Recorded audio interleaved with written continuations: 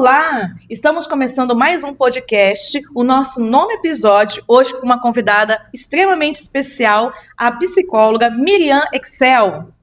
Seja muito bem-vinda, Miriam. Obrigada, Ilma. Que bom estar aqui com vocês também. Um privilégio estar participando. Eu creio que esse episódio será especial porque esse tema é muito especial. Então, eu agradeço o convite à Ilma, que a gente tem uma conexão profissional, uma amizade. É um privilégio estar com vocês aqui e espero que a gente possa contribuir para que o seu crescimento seja muito extraordinário a partir desse episódio aqui. E já peço a você que compartilhe, comente, encaminhe para os amigos, mande para os amigos, para que a gente possa continuar fazendo episódios como esse aqui, com um tema tão importante que hoje é relacionamento afetivo e saúde mental. Qual a melhor forma de intervenção? Nós esperamos que até o final deste episódio hoje você consiga ter algumas formas de intervenções que vocês possam praticar e ter uma vida muito mais florescida. Essa é a nossa intenção através deste episódio. Que você possa ter florescimento humano. Bom, já iniciando, Miriam, quero agradecer mais uma vez por você estar aqui com a gente hoje. E já que a gente está falando, né, em relação a relacionamento afetivo, eu queria que você falasse um pouquinho assim da sua prática, né? Onde você atua, o que você faz, para que as pessoas entendam por que foi você a escolhida para este tema hoje. Eu vou falar assim com muito carinho, né? Então, eu tenho uma prática clínica de 22 anos já na área do esquema, terapia, psicoterapia esquemática. Eu fiz uma formação recentemente em psicologia positiva, então hoje eu faço a psicoterapia esquemática positiva. Por isso, é bastante interessante que dentro da terapia do esquema nós ativamos o modo adulto saudável e fundamentada na psicologia positiva que orienta pilares, né, de práticas de saúde mental e foi uma contribuição muito importante. Eu trabalho também com o EMDR, que é uma reprogramação de traumas na área da neurociência e eu percebo a dor emocional das pessoas a partir de relacionamentos. Eu percebo de como essa área traz sofrimento, sim, para o ser humano. Eu tenho uma experiência também como docente na UCDB, na Federal, na Uniderp, em pós de TCC, mas eu acho que também o que agrega muito é a minha bagagem de 42 anos de casamento, com 2 filhos, né, o Nicolas, a Priscila, 2 netinhas, a Helena e a Luísa, e é uma jornada, porque eu tento aplicar essas ferramentas todas para que também eu tenha um relacionamento saudável. Porque nós não vamos ter relacionamentos perfeitos, nós teremos relacionamentos saudáveis. Você agora tocou num ponto que eu acho crucial. Eu lendo aquele autor Gary Chapman, né, das 5 linguagens do amor, ele fala que muitas vezes, sendo terapeuta de casais há mais de 30 anos, o que ele percebeu? Ele percebeu e categorizou 5 linguagens de amor, entre elas toque físico, presentes, atos de serviço, palavras de afirmação e tempo de qualidade. E dentro da investigação dele terapêutica, ele percebeu que as pessoas não têm as mesmas linguagens. Então, a condição, né, a probabilidade de um casal ter linguagens diferentes é muito alta. E o que isso significa? Significa que se eu tenho uma linguagem X de amor, eu vou atender o outro na minha linguagem de amor. Vou dar um exemplo. Se eu tenho a linguagem de presentes, eu vou dar presentes para o outro. Só que para mim está fazendo muito sentido dar presentes porque é a minha linguagem. Para o outro, a linguagem dele é tempo de qualidade. Não faz sentido algum receber um presente. Então, isso vai acontecer no decorrer do tempo dessa relação, a pessoa vai ficar o quê? Com um tanque de amor vazio, ele traz esse termo, tanque de amor vazio, aí acaba-se a admiração e ficam-se só as queixas, e é o que a gente percebe muitas vezes, isso dentro dos consultórios, as pessoas não conseguem ver mais nenhuma qualidade no seu cônjuge, a ponto de ficar insustentável, ou até mesmo insuportável aquele relacionamento. Como você vê isso? Você acha que essas linguagens de amor faz algum sentido? Se você puder também explicar para a gente um pouco desses eixos em relação ao que se espera de uma relação afetiva, também para nos ajudar e orientar quem está nos assistindo. Com certeza. Quando nós pensamos nos eixos, nos pilares do relacionamento, nós temos aí a comunicação, a sexualidade e a finança. E que você está mencionando tem muito a ver com essa comunicação saudável, essa comunicação aberta, clara. Por quê? Quando nós falamos em linguagem de amor, nós estamos falando de necessidades. Então, se eu tenho determinada necessidade, é necessário que o outro supra. E o outro tem as necessidades que também eu vou suprir. Então, é necessário uma empatia. Nessa empatia, eu vou começar a fazer uma leitura, uma interpretação do que o outro precisa. Que sinais ele está dando, o que ele gosta, quem ele é. E eu vou tentar, então, compreender para atender a necessidade dele. Então, se ele gosta de presente, eu vou interpretar que se eu compro um presente e entrego para ele, ele vai estar abastecido emocionalmente, porque ele vai se sentir importante. A pessoa lembrou de mim, se preocupou comigo, se importou comigo, eu tenho valor para ela, eu sou alguém significativo nesse relacionamento. Então, ele está cultivando e vinculando esse relacionamento de forma saudável. Da mesma forma, se a pessoa vê que o outro é atos de serviço, ele vai lá e vai fazer alguma coisa. Então, ele vai chegar lá e vai lavar uma louça. O que acontece muitas vezes? Mulheres, por exemplo, que têm a linguagem de tempo de qualidade e o marido tem a qualidade de atos de serviço.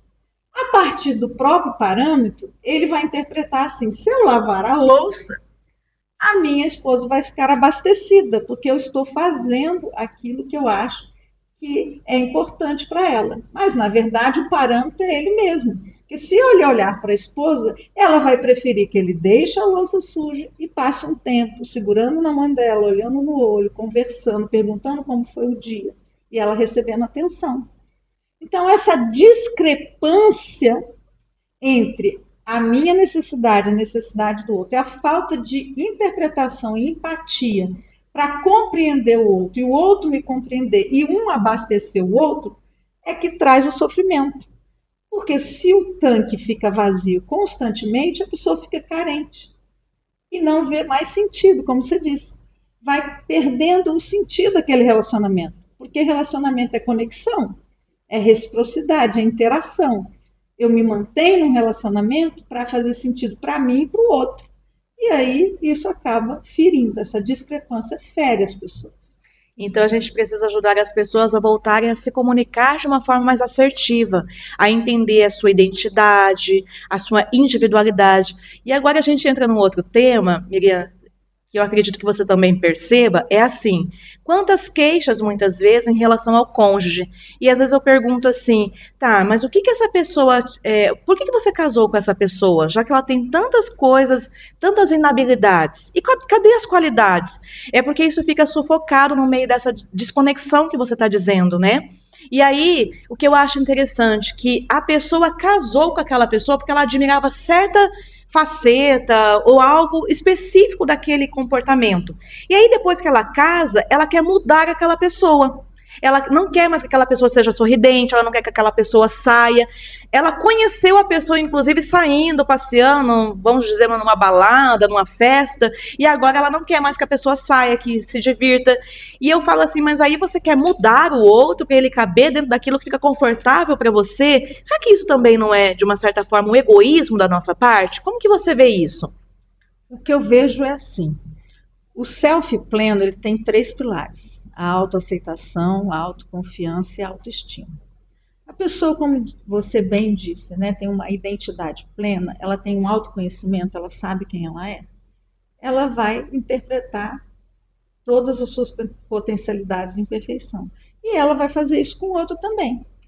Então, quando eu tento mudar o outro, tento controlar o outro, ou até manipular o outro, ou exigir que para ficar comigo ele entre num padrão novo que não é o dele, ele está sendo egoísta, sim, porque ele não está dando liberdade para que o outro seja aquilo que ele é plenamente.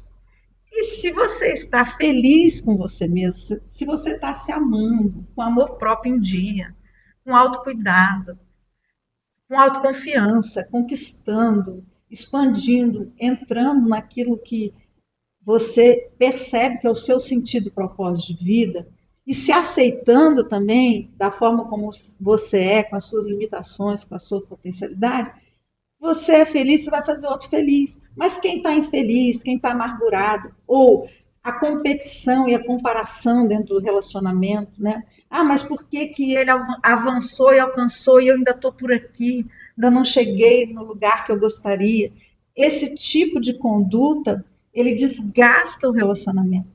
Então, controle, necessidade de que o outro mude para entrar no padrão que a pessoa acha que é correto, a insegurança pessoal, as pessoas que estão com baixa estima, a autoconfiança, a sensação de insegurança, incapacidade é muito grande, ela acaba por ferir o outro, porque aí o outro, em vez de ser aquele companheiro que compartilha as conquistas e a vitória, acaba sendo alguém que está criando um obstáculo, um impedimento por causa das suas próprias inseguranças. Então, isso que você está falando tem todo sentido. Muitos relacionamentos terminam por causa desse ponto que você trouxe.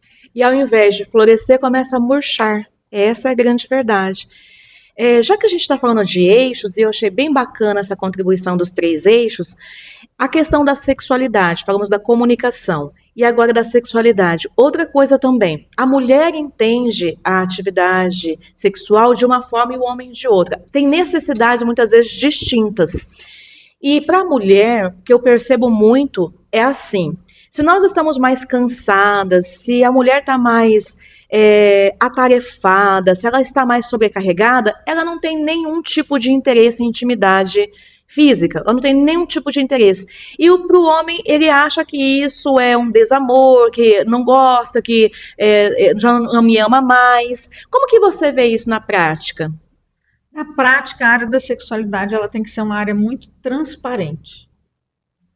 A comunicação entra de novo, né? Porque intimidade requer que a gente tenha oportunidade de abrir o coração, de falar o seu próprio estado emocional, os seus sentimentos, as suas emoções.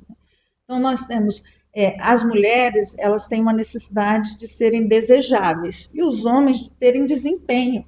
Então, muitas vezes, para você se sentir desejável, você tem que estar bonita, o seu corpo tem que estar em dia, então tem problemas relacionados à própria autoestima em relação ao corpo. Você tem que estar com energia, você tem que estar com disposição. E na rotina estressante do dia a dia, há de ter muita paciência, muita compreensão, muita parceria. Porque as prioridades vão ter que ser bem organizadas para que não se perca de vista que é necessário.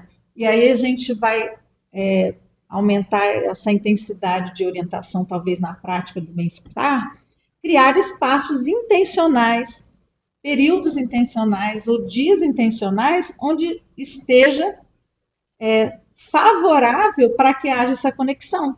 E a mulher, o aquecimento, as preliminares, o estilo sexual dela, o corpo dela tem uma dinâmica diferente do homem.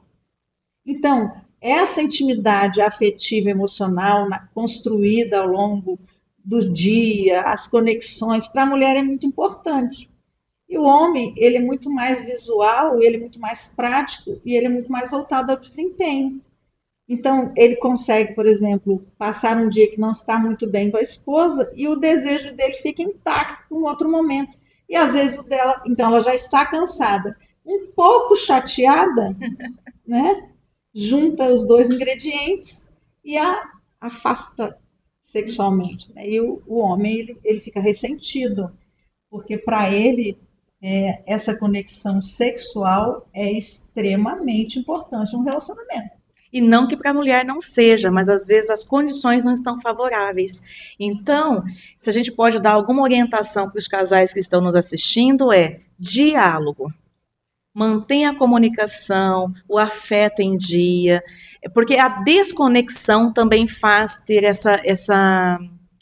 esse rechaçamento em relação até mesmo ao ato em si, não é? Então precisa melhorar a comunicação.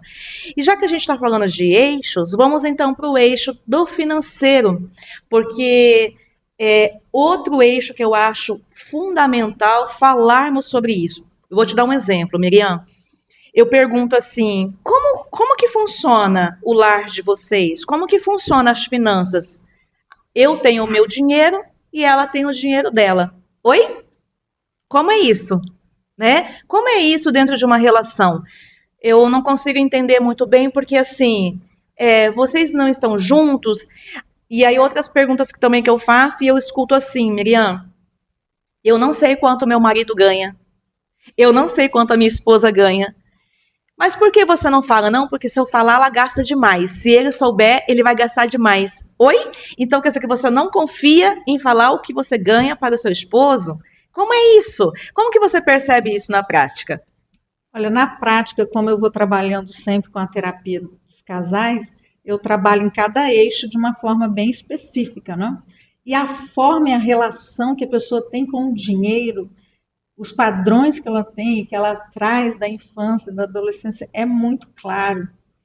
E é uma área assim, extremamente disfuncional. Por quê? As pessoas, elas trazem o dinheiro como segurança. Elas trazem o dinheiro como poder, como status, como prestígio. Então, muitas vezes, o que acontece? Eu controlo o outro pelas finanças. Eu determino o tom, até emocional ou sexual do relacionamento, pelo dinheiro. Então, as pessoas não conseguem compartilhar, entendeu? Porque elas vão compartilhar o quê? Segurança, poder. Elas vão ser transparentes. Elas vão ter que, nas finanças, prestar conta. Então, eu vou abrir um espaço para uma situação específica, né, que eu tenho liberdade para colocar aqui, mas que ilustra muito bem. Por exemplo, o homem trabalha e a mulher está com 2 crianças pequenas em casa e ela não trabalha. Mas, um exemplo, ela tem um pequeno aluguel lá, uma quantia bem, vamos dizer assim, modesta, vamos dizer, do ponto de vista financeiro. Sim. Né? E ela gosta de gastar muito. E ele tem todo o poder, empresário. Eu estou dando uma configuração para você ver como que Sim. acontece dentro dos nossos consultórios. Eu estou simulando aqui uma situação de caso. Ela tem aquele dinheirinho modesto ali, mas ela tem um esquema de privação emocional. Lá na infância dela, houve muita privação. Ela não tinha condições de fazer, por exemplo, uma festa de aniversário. Quando ela tem um filho, os filhos, ela fala assim, eu vou fazer a festa. E essa festa vai custar 5 mil reais. O esposo não vê sentido nenhum. Faz um bolinho aí. Chama aí a família em casa e vamos botar parabéns. Aniversário é aniversário de qualquer jeito. Ela se sente ferida, porque ele tem para oferecer, não está vendo valor na iniciativa dela, ativou o gatilho da privação. O que ela pode fazer? Eu vou passar tudo no cartão, vai estourar mesmo o cartão, vou fazer a festa e depois lá na frente eu vejo como eu faço com ele. Ela começa a fazer escondido, começa a pegar dinheiro, ou seja, vira um caos. Sim. Lá na frente, a conta chega. Aí ela vai estar ferida, porque ela vai dizer, você não achou importância nos filhos, não sei o quê. Ela está ferida porque a privação dela foi ativada. E ele mantendo o poder e o controle do dinheiro, dizendo, a festa é do meu jeito, porque quem paga sou eu. E aí está todo o cenário. Isso é um pequeno cenário que eu estou dando. Sim. E aí a briga vem, o conflito vem, né? Você escondeu de mim, no fim você fez o que você quis. Mas você regulou o dinheiro e tinha, foi egoísta, quis controlar. E aí vem uma disputa e todo mundo está ferido, né? Ele com esquema de arrogo, o que eu faço é melhor do que você faz. Ela com esquema de privação. E aí a finança, a comunicação... Aí a sexualidade afetou, já vou dormir lá no sofá, não falo mais com você, e esse cenário fica aí um mês, às vezes as pessoas quebradas, feridas, e vai deteriorando o relacionamento. Sim, aí tem mais a questão que você acabou de falar, né, um pouquinho antes, a respeito do modo, né, criança ferido ativado. Fala um pouco pra gente a respeito disso, porque eu acredito que nossa primeira base de amor, nós aprendemos o amor com a nossa família de base, papai, mamãe, irmãos, né, para aqueles que têm irmãos, mas pelo menos com papai e mamãe, os nossos cuidadores. E aí nós percebemos dentro, inclusive dos consultórios, muita repetição, até mesmo comportamentos da mãe, do pai sendo reproduzidos agora nesta nova relação. Então, fala um pouco para a gente em relação a isso, como que é esse modo criança ferido, birrento, que a gente estava conversando um pouquinho antes. Então, dentro da terapia do esquema, nós temos os esquemas que são os padrões mentais, que são as regras emocionais que cada pessoa tem a partir das experiências dos cuidadores anteriores, criando um vínculo de apego. Tanto que a terapia do esquema tem muito fundamento do John Bowlby, que fala sobre apego seguro, apego ansioso, inseguro. Então, o estilo de vínculo que foi criado, ele vai sendo estabelecido depois, sim, repetido na fase adulta com a mesma modalidade que foi construída anteriormente. Então, o que acontece? Nesses esquemas e nesses padrões, você leva os seus padrões familiares, culturais, sociais, emocionais, mentais, você leva para o casamento. E chega lá, os padrões começam a se chocar, porque as pessoas não entendem umas às outras. E o vínculo que elas fizeram, eles vão trazendo para esse relacionamento novo e repetindo. Então, o que acontece? Muitas vezes, quando o vínculo de apego inseguro, ansioso, que é o mais disfuncional, é ativado no relacionamento, as pessoas regridem. E modos são estados emocionais. Então, por exemplo, em geral, nós temos o ciclo da frustração, que é onde as pessoas mais regridem. O ser humano tem expectativas, sim, planos, projetos, idealizações a respeito de si, da família perfeita, do casamento, de tudo. Então, ele idealiza. Sim. E isso gera uma liberação até de dopamina, porque a dopamina vem a antecipação de algo positivo e bom. Sim. Só que a realidade se impõe. Aquele marido ou aquela esposa ideal não existe, aquele relacionamento ideal não vem. Vem a colisão, vem os obstáculos, vem as dificuldades econômicas, vem as dificuldades de comunicação afetivas, de linguagem, ou seja, as dificuldades do dia a dia, da rotina, elas vêm se impondo. E isso frustra. Isso deixa a pessoa desanimada, triste, frustrada, decepcionada, ferida, se sentindo abandonada ou rejeitada, às vezes a ferida da traição. Enfim, quando elas estão assim, elas regridem e ativam modos infantis, que eram os mesmos modos que eram ativados na infância. Ou se ele tem um pai e uma mãe, por exemplo, no modo birrento, um pai adulto, cronologicamente adulto, mas emocionalmente regredido, que em tudo na casa ativava o modo birrento. Se as coisas não fossem feitas da forma que ele queria, do tempo que ele queria, do modo que ele queria, ele dava uma explosão de raiva, birrava, empurrava as coisas, batia a porta. O que essa criança aprendeu? Ela aprendeu, quando eu estiver frustrado, eu vou extravasar e vou ficar birrento. E aí ele modula no filho o mesmo modo. Quando ele é adulto, que ele está frustrado no relacionamento, ele vai bate porta também. Ele vai reproduzir o mesmo estado. E aí, se ela, por exemplo, viu uma mãe frágil, vulnerável, que se fazia de vítima, chorava num canto, no modo criança vulnerável, e ela ativa também esse estado emocional, olha a situação feita, o modo emocional regredido de uma criança birrenta com o modo emocional de uma criança vulnerável. Então, duas crianças feridas, regredidas, não vão conseguir desenvolver um relacionamento maduro e saudável. Eles vão precisar, e eu faço muito isso na psicoterapia, ativa o seu modo adulto saudável e ressignifica. Que forma um adulto saudável tomaria essa decisão, resolveria esse conflito e esse dilema?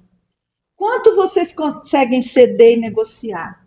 Quanto vocês conseguem conversar sem ofender, sem gritar, sem depreciar e ter uma conversa saudável e madura? E agora você chegou num ponto crucial. Por quê? Porque quando eu grito, ofendo, eu faço com que o outro fique com medo. E aí o outro também, ele acaba, não sai do lugar, ele não consegue ser ouvido.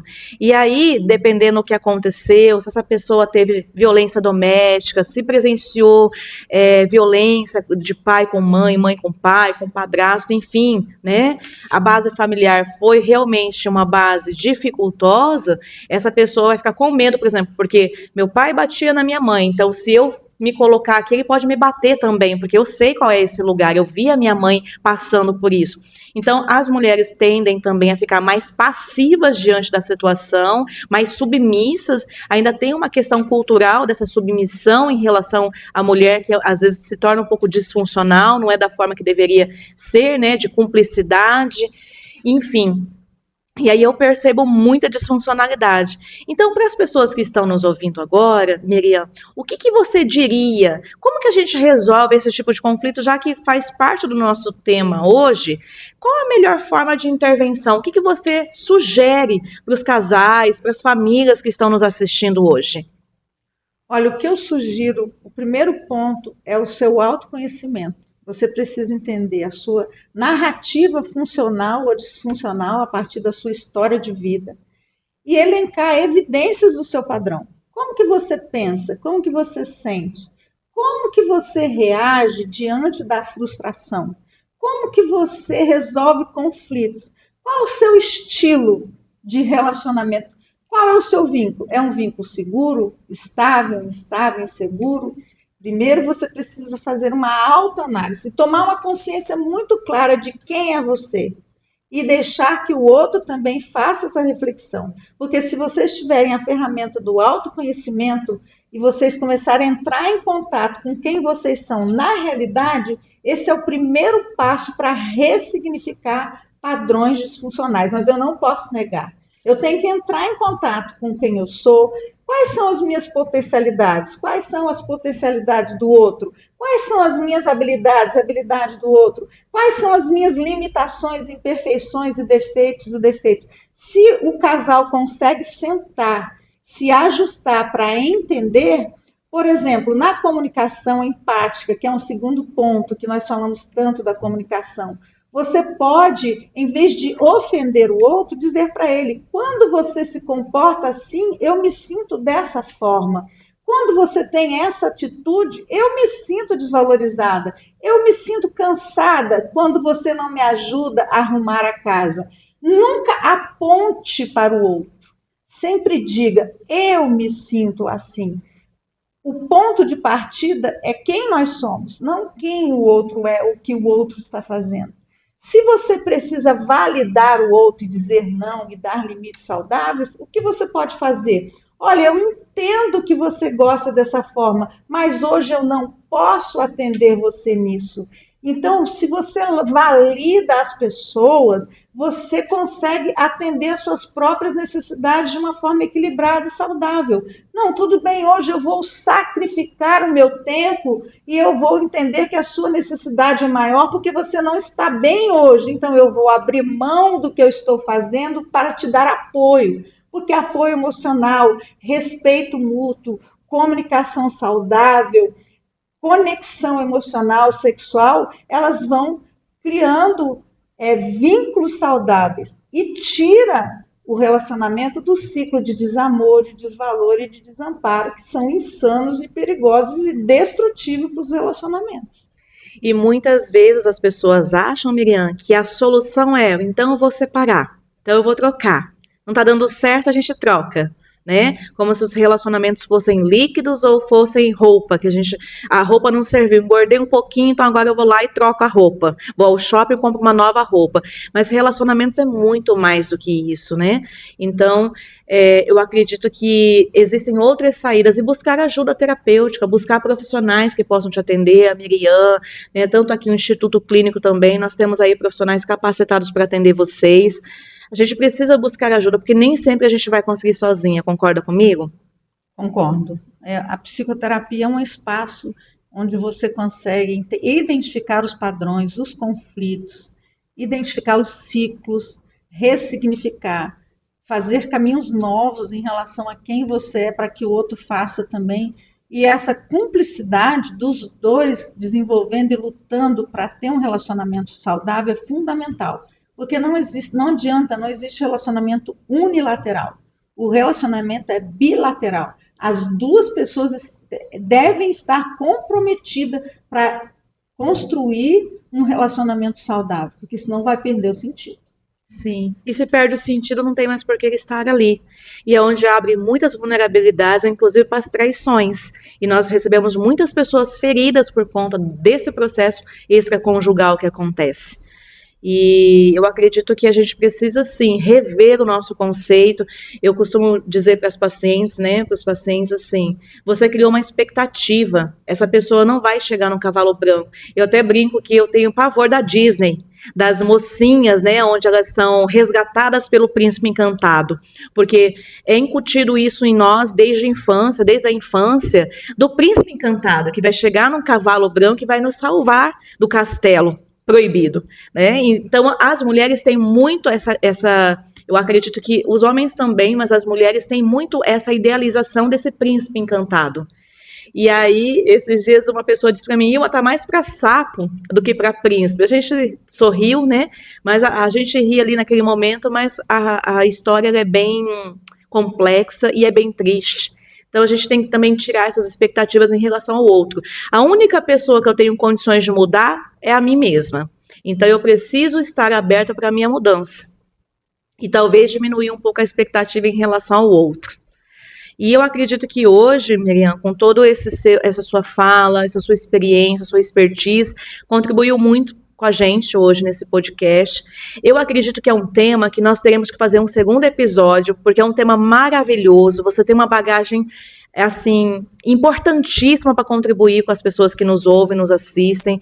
Então eu quero já deixar um convite para você, para a gente fazer um segundo encontro, para a gente continuar falando a respeito disso e trazer mais contribuições em relação a algumas práticas, né? Coisas que as pessoas podem começar a rever, porque às vezes ela não tem o alcance da psicoterapia, por questões econômicas e entre outras, mas que ela possa, através desses episódios, ajustar algumas coisas, né? Levar um pouco mais de acalento para as famílias que estão em tanto sofrimento e que acham que a única saída é a separação. E eu acredito que você foi a pessoa correta para vir hoje falar a respeito disso com a gente, não somente pela tua bagagem da psicologia, da ciência psicológica, mas também por sua bagagem de vida. Porque uma coisa é eu ler no livro um autor, outra coisa é eu pedir para a pessoa praticar algo que eu li de um autor. Outra coisa é eu viver o que eu falo. É viver, é praticar o que eu ensino. E eu acho que você é essa pessoa. Então eu estou muito grata por tua vinda aqui com a gente hoje. Acredito que um episódio só é insuficiente para o tanto de assuntos que a gente tem para falar a respeito desse tema. E eu quero deixar o convite a você para a gente marcar um próximo encontro, e claro, na sua disponibilidade, com a sua agenda, eu quero deixar esse convite para você, tá? Para a gente poder fazer um segundo encontro, para a gente poder falar um pouco mais deste tema. Convite aceito, vamos continuar. Maravilha! É um tema muito complexo e extenso, que realmente com muitos detalhes. Sim, e eu quero também, antemão, agradecer aos nossos patrocinadores. Nós temos aí a J Contabilidade, do Jefferson, a sua equipe. Obrigada por sempre honrar os nossos podcasts, por acreditar nesse projeto. Também temos aí a Expande Testes Psicológicos, com a nossa amiga Luciana, lá de Três Lagoas. São pessoas que têm, né, acreditado nesse projeto, investido nesse projeto. O link vai estar aqui na bio para vocês poderem segui-los, tá? Muito obrigada aos nossos patrocinadores. E esse foi mais um episódio, então, do podcast Aprendendo a Florescer, com a nossa querida psicóloga Miriam Excel. Eu espero que vocês tenham gostado deste episódio. Compartilhe, curte, comenta, para que a gente possa fazer novos episódios, inclusive trazer novamente a Miriam aqui. E eu gostaria, Miriam, que você falasse as palavras finais, né, para a gente fechar esse podcast Relacionamento afetivo e saúde mental. Qual a melhor forma de intervenção? Olha, eu agradeço o convite. Eu penso que a melhor forma de intervenção é um comprometimento em desenvolver e florescer o relacionamento. Não vamos deixar que os nossos relacionamentos murchem ou morram, porque nós não estamos engajados e empenhados em construir, em perdoar, em ressignificar, em restaurar e buscar padrões novos, com humildade, né, com uma determinação de cultivar esses relacionamentos. Os dois juntos conseguem vencer. E só para a gente poder finalizar, eu acho que essa parte que você falou de perdoar faz sentido, muito sentido. Nós precisamos perdoar para que a gente possa florescer. Não somente perdoar o companheiro, a companheira, mas perdoar principalmente a nossa família de base. Porque tudo que nós estamos construindo a partir do nosso relacionamento afetivo tem a ver com a nossa família de base. Então, se eu posso assim finalizar também com vocês, perdoe os seus pais, perdoe a sua mãe, o seu pai, perdoe a sua história, perdoe a sua família de base. Perdoe.